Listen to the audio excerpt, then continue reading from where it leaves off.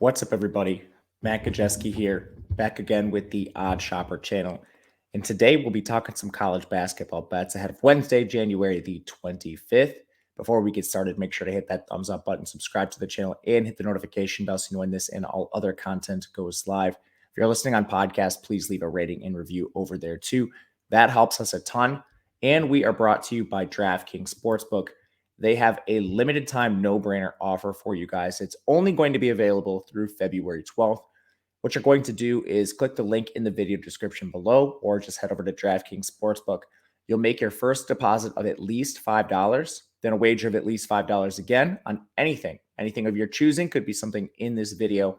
And regardless if that bet wins or not, you are going to get $200 automatically in the form of free bets.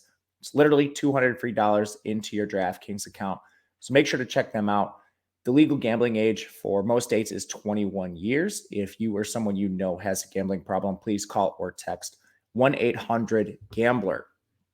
All right, fun slate across really an array of conferences tonight. We're going to be talking a lot of underdogs and kick things off with the bottom of the Big 12. And I hesitate to say bottom. These teams have struggled in conference play, but still widely viewed as two pretty good teams overall. West Virginia taking on Texas Tech. Despite being 1-6 in the Big 12, West Virginia is 28th overall per KenPom. They've had the 11th most difficult strength of schedule. Texas Tech, 64th overall. They are 0-7 in the Big 12 and 93rd overall in strength of schedule.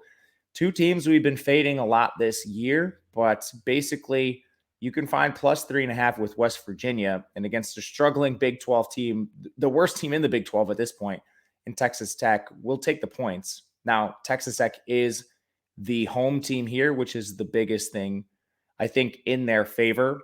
West Virginia only has one loss in conference by double digits, but Texas has a couple. Texas also doesn't have a single good win all year. And I mean, I'm not going to rattle off their schedule, but I was actually trying to figure out who is Texas Tech's best win at this point.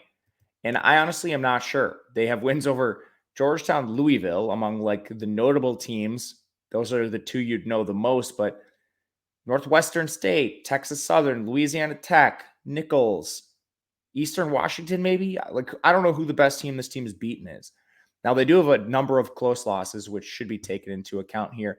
But let's dive into the stylistics instead of talking Texas Tech's horrific body of work. These teams are kind of polar opposites. West Virginia, pretty strong on offense. They're 42nd. Texas Tech is just 83rd there. But then it's the exact opposite on defense. West Virginia is 100th in defensive efficiency. Texas Tech is 34th. But this is kind of interesting. You look at Texas Tech, they're a team that's actually outside the top 100 in both 2-point percentage and 3-point percentage on defense. They've been living a lot on turnovers, which is kind of a team I like to fade long-term, especially when you look at West Virginia. They force a lot of turnovers themselves, but in terms of offense, they're the team that turns the ball over less. They're actually right around top 150 in turnovers committed. Not good, but not great. Texas Tech is actually 297th in turnovers committed, which is just a downright horrific number here. I think the main advantage that Texas Tech might have is height.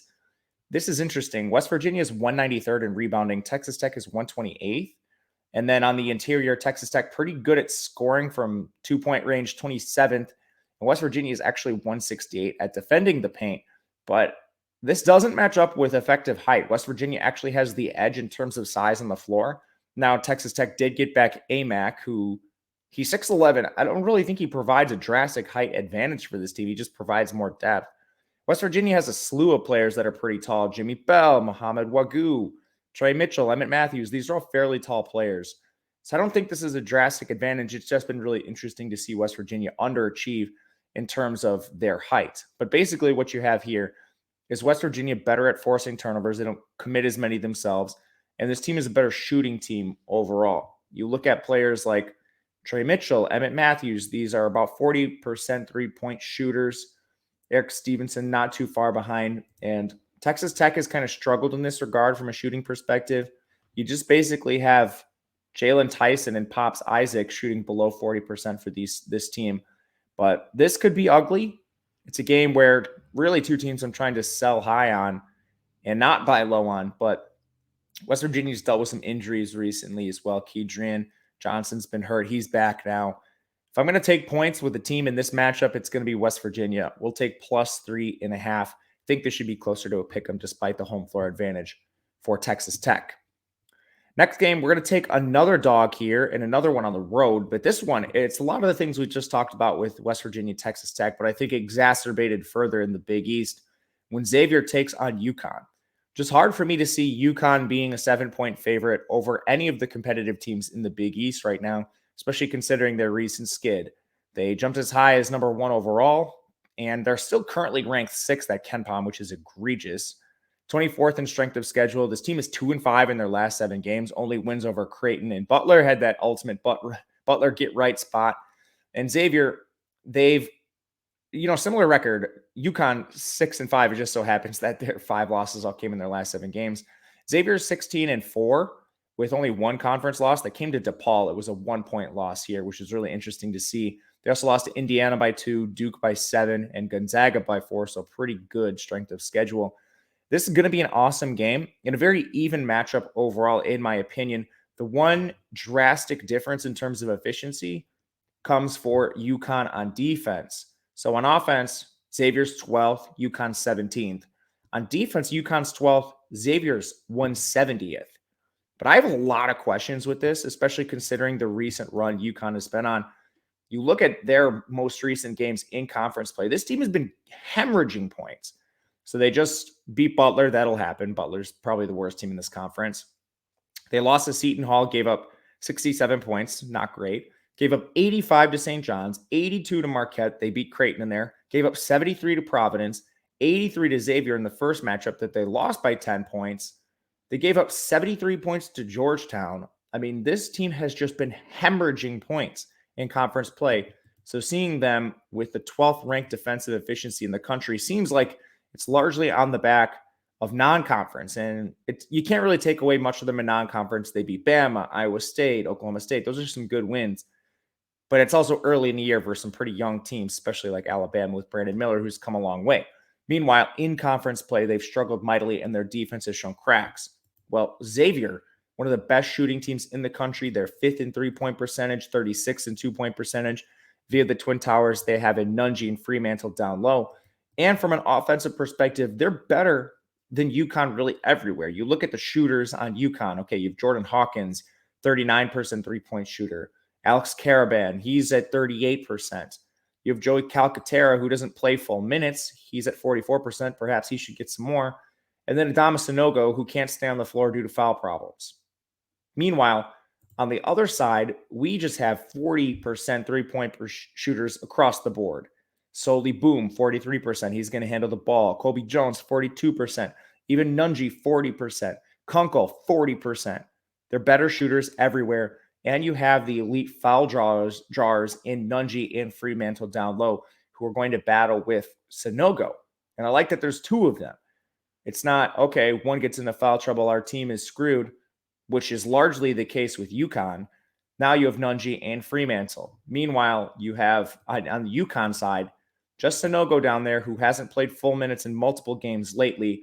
And then they go to Donovan Klingman, who is a 7'2" freshman, amazing size, but a severe liability in space, and teams will directly exploit him. We saw Marquette do this, even though they were not successful in the overall scheme of the game. Donovan Klingman is a guy that teams like to get in space and exploit because of the limited footwork he has. Think of like an early career Zach Edey. Anyway, very close matchup, 2 good shooting teams, better shooting team in Xavier, better team in terms of height with UConn, a defense that I think is weaker than what the metrics actually suggest in UConn. 7 points is a ton to be getting in this matchup. We'll take UConn +7, would take this down through around 5. Last one we haven't bet quite just yet, and that's because money's going the other way, so we'll wait and see if we can't get a better number later. We're going to take our third dog in Wake Forest taking on Pittsburgh. Pittsburgh taking a little bit of money here. Another matchup I view is pretty even. Should be a pick 'em here. Wake Forest 74th overall. Pitt 68th. Strength of schedule is pretty close. Wake Forest has a slight edge, 75th. Pittsburgh 86th. Nothing in the schedule really suggests that there's a drastic advantage one way or the other. You can look at both teams. They have games they won that maybe they should have lost, and the exact opposite games they they probably should be doing a little bit better in. So it goes both ways for both of these teams. But right now, Wake Forest, I think, is the better offensive team. They're 44th in offensive efficiency. 67th is Pitt. Shooting drastically favors Wake Forest. They're 31st in three-point percentage. Pittsburgh is 173rd. Pitt has the slight edge here. 99th in defensive efficiency. Wake Forest is 189th. But right now, I think the main advantage for Pitt is actually coming on the interior, which is interesting to see. They did lose Hughley, so I have some interesting stats on that a little later. But Wake Forest has been terrible at defending the paint. They're also not great at rebounding either, which is interesting considering they do have height advantages. They are 166th in rebounding. Pitt is 51st. And then on the interior for defense, Wake Forest 256 and 2-point percentage. That hasn't gotten much better as the season's gotten along either. Meanwhile, Pitt is 57th at scoring on the interior, but that has changed. They've dropped outside the top 100 since conference play has began, and maybe Hughley has something to do with that. He's a big piece of this team inside. But you also have a Pitt team that is not that tall at this point. I mean, in terms of effective height, Pittsburgh 55th. Wake Forest is 5th in the country. So seeing this weakness inside in terms of defense and rebounding just doesn't make a lot of sense for me in terms of what Wake Forest has done this year. But overall, outside of that, and again, Pitt has declined in terms of their rebounding and their interior offensive presence. Pitt doesn't force any turnovers on offense. Wake Forest is better at forcing turnovers. They're the better shooting team overall in this matchup. It's another spot where Wake Forest, even if they get down in the game, can probably shoot themselves back into it and be live for a backdoor cover. +3 is something I'm willing to bet, but I think this is one we can wait on and maybe get a 3.5 or a 4 as the day moves on. So I haven't taken this one yet, but we'll be looking at Wake later in the day. Thank you guys for watching. Let me know in the comment section what you think of these games, any other games on the board. There's a bunch of good ones. Houston plays, Bama plays. If there's any sides you'd like, I'd love to hear about it. And if you'd like, you can follow me on Twitter at Matt_Kajeski. Hit the thumbs up button, subscribe on the way out.